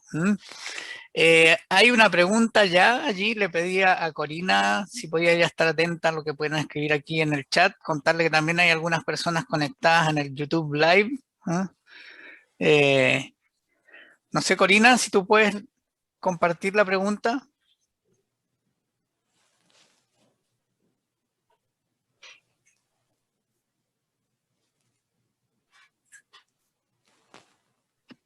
Ahí. La primera pregunta que tenemos acá en el Zoom es si vamos a poder tener la presentación, y ahí don Sergio sí comenta que sí se enviará a todos con posterioridad. Sí, no hay problema, ya no ustedes tienen el informe, digamos, así que lo que hice yo acá es sintetizar un poco lo mismo que está en el informe. Ahora, yo creo que es súper importante difundan y usen el informe.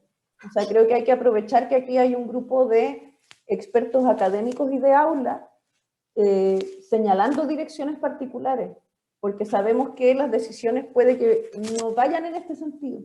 Entonces, es un buen punto para sostener ciertas argumentaciones. Hay otra pregunta también, creo. Corina. No, don Sergio, solamente esa. Había una de Diana. Ah, me la mandó a mí, por eso no se veía. Ya dice, ¿cómo generar un plan de acompañamiento efectivo que no genere sobrecarga tanto al estudiante como a los docentes?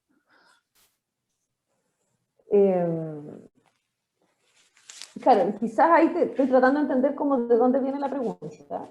O quizás Diana la Lo puede que pasa, complementar. sí, Sí, podría ser. Diana, pues si puede abrir el micrófono y quizás Ya. enfocar. Hola a todos, primero, buenos días.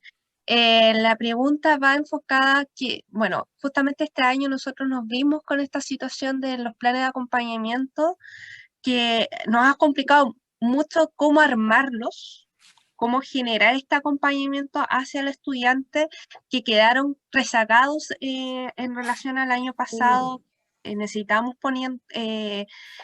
ayudarlos, pero al mismo tiempo tenemos al otro grupo, a los otros estudiantes, entonces ha generado ahí un problema de cómo lo organizamos sin que sea una sobrecarga tanto al alumno, o sea, ponerle más horas, y a los docentes, que tengan horas específicas para atender a este niño, cómo lo podemos hacer en el mismo aula. Entonces, por ahí va la pregunta, ¿cómo articular? Yo creo que eso tiene que ver con esta idea del diseño, de la planificación como al mismo tiempo un escenario evaluativo. Eso puede implicar, por ejemplo, que ese estudiante tenga roles específicos. O sea, a veces uno hace todo muy genérico, digamos, pero a veces cuando uno arma grupos, por ejemplo, puede dar roles dentro de esos grupos, en la misma clase. Puede también aprovechar que los pares que ya han avanzado más ayuden a estos estudiantes que van más atrasados y generar actividades donde eso ocurra, por ejemplo. Entonces, a lo mejor los que van más avanzados son los líderes de grupo, los coordinadores de grupo, y el que va más atrasado tiene que hacer algunas tareas en específico, no sé, pues le toca de escriba o el calculista del grupo si es matemática, por ejemplo. Y ahí va a tener al otro estudiante apoyándolo y retroalimentándolo en el caso que le cueste. Entonces, yo creo que hay que salir un poco como de la idea de evaluación formativa de los años 60-70 asociada a reforzamiento. Como que la idea de apoyar a ese estudiante es ponerlo a ejercitar ahí muchas horas extra para que automatice. ¿Sí? Yo creo que más que horas extras hay que pensar en diseños donde ese estudiante tenga roles específicos, que pueda retroalimentarse de sus pares,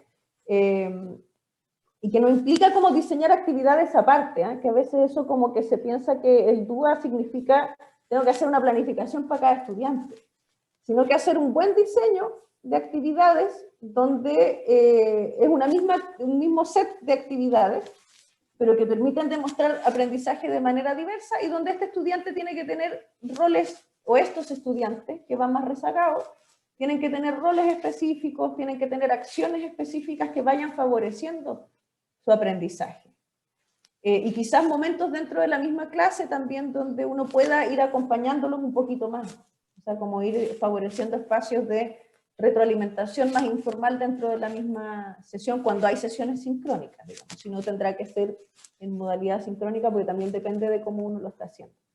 Y quizás lo otro que puede ser menos agobiante o amenazante, que aparece como una recomendación del informe, es más bien, más que reforzamiento, es tener sesiones de tutoría de repente con ese estudiante. Pero para hacer un análisis conjunto, o sea, cómo vas, qué te cuesta, en qué ves tú que has avanzado, qué no, en qué te podemos ayudar, digamos, o sea, más que la lógica de nos juntamos y tú tienes una guía extra y vamos a revisar esa guía en esta tutoría, es más bien una tutoría donde uno va analizando cómo se va sintiendo ese estudiante en aquello que le cuesta, donde vamos retroalimentando y vamos ofreciendo ciertas ayudas. No sé si eso responde ahí la pregunta, si da algunas ideas. Sí, por mi parte sí, muchas gracias. Gracias. No sé si alguien tiene alguna pregunta que quiera hacer en vivo, que no la alcanzó a anotar en el chat y que pueda levantar. También reacciones y comentarios al documento, a nosotros ¿Sí? nos interesa esto también. O sea, si les parece aporte o no, si los deja con ciertas tensiones que el documento no resuelve, preocupaciones, también nos interesa escuchar eso. Dejamos abierto el micrófono entonces.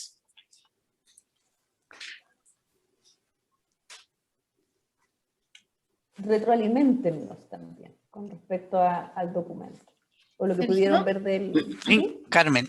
Sí, no, solo también yo quería un poco, gracias Teresa de nuevo, gracias Sergio, solo quería yo preguntar, ya que hay varios directores aquí y jefes técnicos básicamente, bueno, algunos aspectos de los que aparecen mencionados y que acaba de señalar Teresa en relación a la cultura de la evaluación, porque yo creo que ese es uno de los elementos más obstaculizadores de pronto para avanzar en estos nuevos escenarios que nos propone, bueno, Teresa y el documento.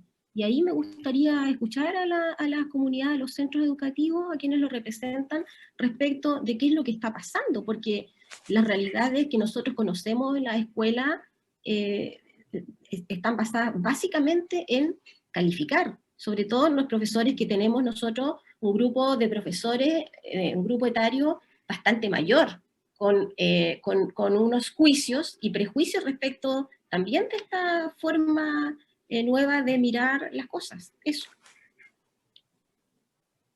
Ana María levantó la mano. Era para...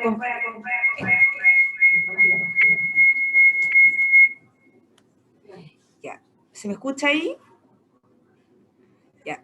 No solo contar que esto no se ha implementado todavía, pero que nosotros en las reuniones de UTP, desde la CMQ, desde la Administración Central, propusimos un informe al hogar, ya para finalización de semestre o de trimestre, que está tomado de 2020, Educación 2020, y que esas dos voces ya va analizando criterios y tiene una voz del estudiante y después una voz del docente, lo que implica es que al terminar un periodo, que puede ser en distintos tiempos, porque estamos algunos con trimestre o algunos con semestre, ambos o ambas se sientan y pueden conversar del proceso de evaluación y con estos criterios, que son en realidad preguntas, el estudiante va como dando evidencia de lo que aprendió, y ahí el profesor va haciendo como algunas aclaraciones, algunas sugerencias, algunas orientaciones. Esta propuesta se vio un poco como difícil de implementar, y esto como volviendo al tema de la cultura, y nosotros les propusimos que partieran con una marcha blanca luego, ¿ya? Para ver, porque sabemos que los procesos no pueden llegar a instalarse así y en el fondo, y que sí evidentemente es una recarga para también el trabajo del o la docente, pero creemos que es bueno que empiecen a probar estas maneras como de ver esta como entrega de, del proceso de otra manera. Así que aprovecho como de reforzar aquí, ya que estamos conversando de esto, que puedan a lo mejor mirar este instrumento, que le puedan dar una vuelta, que lo puedan adaptar, pero quizás probar esta modalidad de las dos voces. Eso. Sí, ahí, gracias Ana, solamente como señalar que, claro, lo que pasa es que esos cambios son intimidantes cuando vienen, o sea, tienen que venir acompañados de condiciones para, y tienen que venir acompañados de sentido compartido. Entonces, si a mí ya me entregan cómo vamos a hacer esto de la doble entrada y funciona así y hay que hacerlo, me pregunto por qué. Si yo no pienso que la evaluación sea así, por ejemplo, o no entiendo esto. O sea, yo no he entendido toda la vida la evaluación como algo que hago yo, que pongo nota, que entrego algunos comentarios. Entonces, porque ahora me están diciendo que tengo que hablar yo, tiene que hablar el estudiante y tengo que explicar cosas, pero sí. Entonces, como a eso se referían las orientaciones para el rol de liderazgo, ¿no? De equipos de gestión, ir facilitando este cambio. O sea, a nosotros lo que nos ha resultado facilitador en ese contexto es primero partir por un proceso más de diagnóstico colectivo, de preguntarnos qué creemos que estamos haciendo bien en evaluación y qué quisiéramos cambiar, y escuchando eso. Y después de eso, entonces, ¿qué necesitamos para cambiar? ¿Qué garantías vamos a poner nosotros como equipo de gestión para que esos cambios puedan ocurrir? Y recién ahí es como la forma concreta en que lo podemos hacer es esta. Porque si no, también nosotros lo hemos aprendido después de mucho tiempo trabajando con comunidades escolares, que cuando uno llega así como, esto es lo que hay que hacer, no va a pasar nada, digamos. Entonces, Sí, súper Teresa, importante. pero disculpa, pero nosotros igual hemos ido avanzando, por ejemplo, en conformar comités de evaluación donde se han conversado e instalado ciertos temas, y la propuesta de esto es ir probando con cursos o con docentes que ya estén más adheridos y que esté el camino más pavimentado. Por eso no lo proponemos como una medida institucional, ni con que ese tiene que ser el instrumento, sino que probemos esta modalidad porque hay un camino ya pavimentado desde el año pasado, pero sí partir con a lo mejor con aquellos o aquellas que tengan mayores adherencias y que ya estén un poco en esta sintonía, ¿te fijas? Para demostrar que a lo mejor esto sí se puede hacer o no se puede hacer, ¿te fijas? Esa era un poco la propuesta que tenemos a nivel como nuestro, y yo creo que una cosa que también es importante es que como sacarle harto provecho a esos comités de evaluación, que el año pasado tuvieron un rol fundamental. Aquí tú proponías el consejo, pero nosotros activamos más eso. Me parece que el consejo es una súper buena idea y puede ser porque son otras voces, pero en Quilpué están conformados los comités de evaluación. No, súper interesante porque efectivamente también coincide con mi experiencia que partir con los grupos que están como más comprometidos y que lo quieren hacer voluntariamente es mucho más efectivo que hacerlo inmediatamente con todo, sobre todo porque cuando ya se atrae a los siguientes, hay un grupo que dice, mira, yo lo hice, tuve la misma duda que tú, tuve el mismo miedo que tú, y lo enfrenté de esta manera, que es un poco lo que nos ha pasado con la red también. O sea, los primeros que se subieron al tema de quitar las notas, por ejemplo, dieron el salto con mucha valentía, digamos, y los que se fueron sumando después se atrevieron porque vieron la experiencia de un otro que ya lo había hecho y que, claro, con muchas incertidumbres en el camino y que es parte del proceso. Así que es súper interesante. A nosotros nos pasó con la planificación invertida, que fue como el primer cambio que hicimos hace mucho tiempo, o sea, antes incluso de la instalación o la difusión del decreto 67, y también comenzamos así en los establecimientos que comenzamos con marchas blancas y con los de adherencia. Creo que es una forma que a lo mejor a algunos establecimientos puede resultarles. Eso quería comentar. Si algún establecimiento quiere comentar tanto lo que sugería Teresa de hacer quizás no solo preguntas, sino comentarios al mismo documento, qué les parece a partir de lo que ella presentó ahora, si alguien lo pudo ver antes, y también lo que comentaba Carmen respecto a cómo lo venden desde ustedes también, ¿no? Damos un tiempo para eso. Yo tengo un comentario también, pero lo voy a dejar para el final, para darles este espacio a ustedes. Rosa.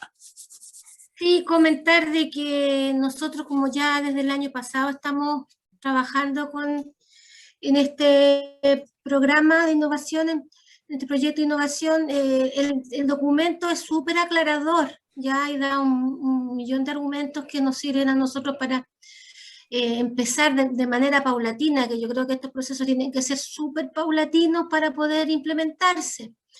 No obstante, leo acá de la UCI, el lineamiento de evaluación, calificación, promoción de los estudiantes para el año 2021, y aparece, hay tanta contradicción porque dice que a lo menos tienen que tener una calificación según el plan de estudio, o sea, seguimos, por un lado nos muestran el decreto 67, pero por otro lado insisten en que a lo menos tiene que haber una calificación.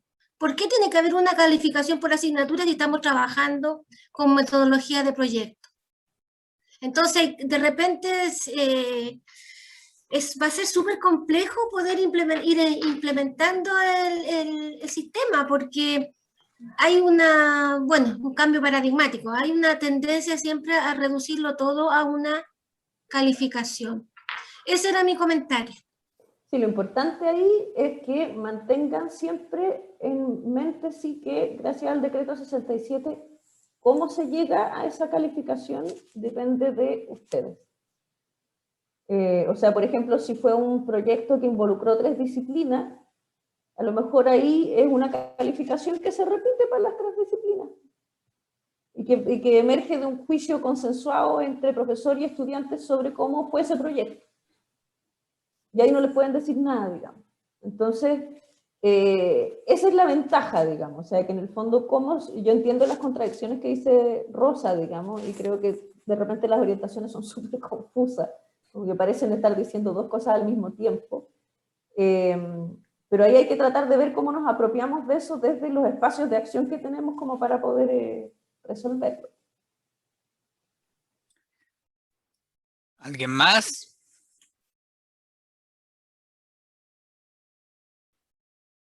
Bueno, creo que es muy decidor que el primer día de la semana, porque ayer era feriado, que llevemos más de 1 hora y media aquí con atención, y todos los que entraron se han sostenido participando también en el YouTube Live.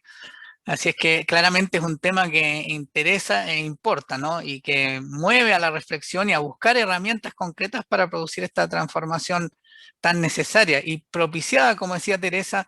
Lo que ha sido un problema en muchos aspectos, esta pandemia ha generado también condiciones especiales para poder innovar y sostener esa innovación en el tiempo.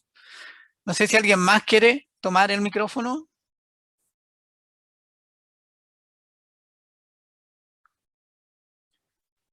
Yo tengo una reflexión que quizás podría comentar Teresa y alguien más si quiere. Hay algo que me preocupa, pero me preocupa con mucha esperanza a partir de lo que es lo que ha ocurrido estos ya año y medio de pandemia, de que no solo muchos establecimientos no solo han resuelto los problemas, o sea, han respondido a la emergencia, sino que se han desafiado más y han aprovechado el contexto que, sobre todo estos aspectos tensionantes de un sistema estructural de aseguramiento de la calidad, con todo lo que eso implica, no han estado tan presentes.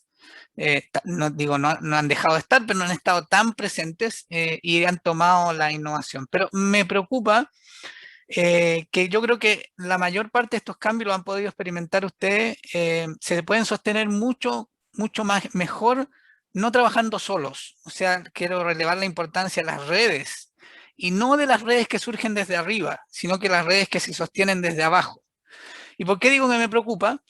me preocupa por dos cosas y lo quiero plantear fundamentalmente para las escuelas de Quilpué, porque tiene dos dimensiones, creo yo. Pero sirve para cualquier establecimiento, la importancia de las redes. No convocadas por el ministerio, no convocadas por el sostenedor, en este caso estamos involucrados ambos, sostenedor y ministerio, pero ¿cómo las sostenemos en el tiempo cuando ocurren cosas, por ejemplo, como instalación de los servicios locales? En la plenaria del 22 de este mes, que se presentaron experiencias interesantes, se presentó también de escuelas de Valparaíso, también lo presentaron en el seminario internacional, y una de las cosas que se menciona de repente es las escuelas que se preguntan ¿por qué, bajo qué criterio se desarmó una red y ahora armaron otras redes y entonces ya no estamos los mismos? Nos tocó conversarlo con Mauricio Pino, el CIAE, que estaban tratando de retomar la asesoría a las redes y fueron a buscar las redes de Valparaíso y ya ninguna era las mismas.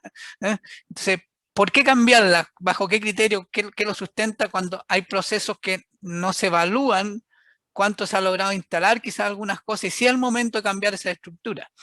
Por otro lado, ayer se instalaron nuevas autoridades comunales, en algunos casos para nosotros motivo de una gran esperanza. Alguien me escribía por interno cuando Teresa habla todo esto de la evaluación, es imposible no pensar en el caso del Mary Graham de Villa Alemana, ¿no? Muy respaldado más por una visión de administración comunal, entonces hay un territorio donde se abren esperanzas, pero en otros donde también hubo cambio de alcalde, uno se pregunta, bueno, ¿cuánto tiempo vamos a poder sostener ciertos procesos? Y ahí yo creo que es fundamental la convicción de las escuelas de sostener ciertas redes. Y yo creo que las escuelas de Quilpué que se han incorporado a la red de innovación y evaluación entienden que es una red valiosa temática, pero también creo que son importantes las redes territoriales, donde compartimos lo que ocurre en un territorio. Entonces, algo que ya decíamos en el 2018, pensando en que a futuro vendrá un servicio local para Quilpué. ¿Cómo desde la escuela sostener una mirada del territorio? En este caso, lo que es la educación municipal de la comuna de Quilpué. O sea, la reflexión en torno al valor de las redes también para sostener procesos de innovación que no van a venir desde la política nacional o van a venir confusos, como leíamos ahora, y van a ser precarios desde la política comunal porque dependen de las autoridades, de cómo van a sostener o no esos procesos. Sí, ahí bueno, nos pasamos como abrimos otro tema, pero súper importante. Creo yo que ahí, por una parte estoy de acuerdo con Sergio en el sentido que es súper importante mantener los procesos internos de las escuelas y las redes ya existentes. En general, mi perspectiva es que los cambios están viniendo mucho más de las comunidades escolares y la política está reaccionando a esas transformaciones. O sea, el proyecto de eliminación de la nota de primero a cuarto básico, creo yo que viene de la experiencia del Liceo Manuel de Salas porque se da justo después de eso, digamos, y la red ha participado en la discusión parlamentaria en la Comisión de Educación sobre ese proyecto. Entonces es importante ahí mantenerse incluso cuando es difícil, digamos, o sea, cuando hay un cambio de autoridad local a veces que no nos favorece. Pero lo otro, y acá me paso a otro rol que asumo yo, que es soy miembro del Consejo de Evaluación de la Implementación de Nueva Educación Pública, y una de las cosas que nosotros como Consejo hemos dicho insistentemente es que falta una campaña de difusión nacional para que se entienda bien cómo funciona esto, sobre todo porque creo que los profesores, profesoras y los distintos actores, estudiantes, qué sé yo, no están informados acerca de las instancias participativas que existen y por lo tanto no están planificando procesos de elección, los procesos de elección están siendo con participación muy baja, los consejos locales, cierto que son elegidos y que tienen integrantes de estudiantes, apoderados, asistentes de la educación, profesores, y que deberían ser parte de las visiones que se manifiestan en los proyectos educativos locales, del servicio local, no están teniendo la participación que deberían tener, porque no hay suficiente información y porque también están teniendo una actitud muy reactiva, más que proactiva. Están como esperando, llegó el servicio local y que viene, en lugar de informarse qué significa eso, qué espacios de participación tengo ahí. Y el otro espacio que hay es el comité directivo. El comité directivo tiene de alguna manera mayor capacidad de fiscalización de la labor del servicio local, Y por lo tanto, si hay un buen diálogo entre consejo local y comité directivo, se puede tener más rango de acción en lo que sucede en el servicio local. Si no, va a ocurrir lo que dice Sergio, que dependiendo de la mirada de quien llegue, digamos, puede borrarse todo lo que venía antes y hacerse una política desde cero, pese a que lo que había antes puede haber sido valioso y súper coherente con los principios de territorialización, contextualización, etcétera, que son parte de la nueva educación pública. Entonces, algo que yo he dicho en todos los espacios es que infórmense y tómense los espacios. Eso quiero decir. O sea, tomarse el espacio del consejo local y el comité directivo, porque si no esos espacios no van a tener la fuerza que se supone que tienen por ley. Eso.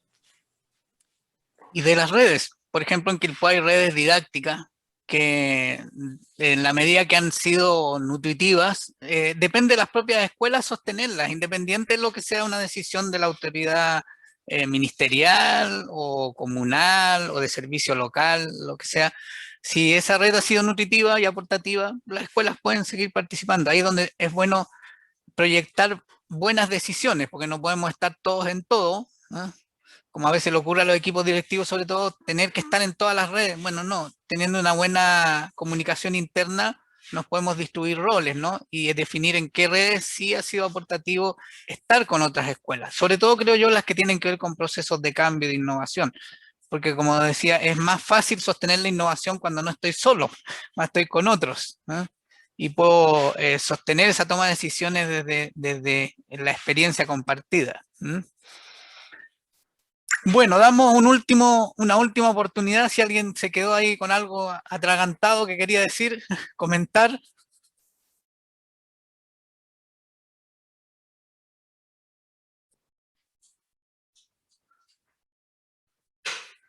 Parece que no. Bueno, te damos gracias nuevamente, Teresa.